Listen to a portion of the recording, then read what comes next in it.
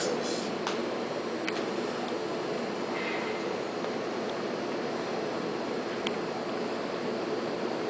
I'm so restless. Well, I guess oppression will carry one in that direction. My people are so restless, and the only time we ever get sleep is when we're either under arrest or resting in peace. Shit, we don't even know how to be free. These days, black minds and souls are so hollow. And if the mind is locked down, the body follows. I'm restless from these conditions. We're still slaves. The only difference is our plantations are prisons. From generation to generation, we get the short end of the stick. And it's gotten so bad that some ask what happened. Nothing happened. We're still slaves, but now our chains are marketed as fashion. Our lives are reckless, our souls are restless, and the bondage has yet to end. The yokes on our necks have been turned into a trend and called necklaces. Like most Def said, they'll put you on a slave ship and call it a yacht, making you think you have it all when you really have not. We went from being property to owning possessions. Now we're enslaved by our very own possessions. This world is vast, and just because you own some sections, 40 acres and a mule, doesn't mean you've escaped oppression. Don't be a fool. Yet still, my generation thinks hip-hop put them on top simply because their rims are shining.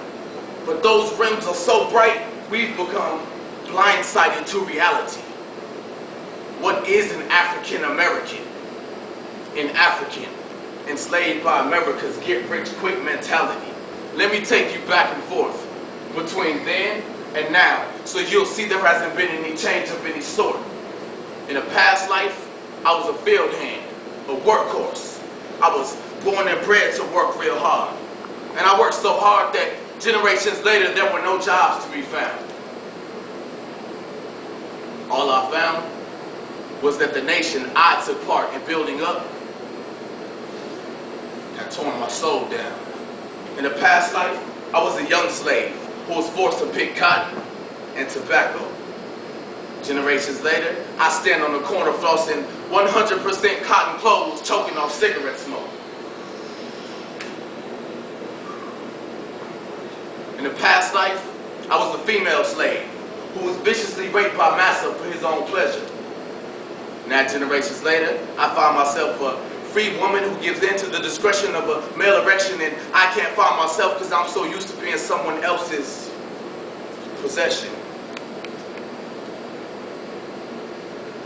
In a past life, I was a male slave, a father who stood on those auction blocks and watched as his family was separated and torn.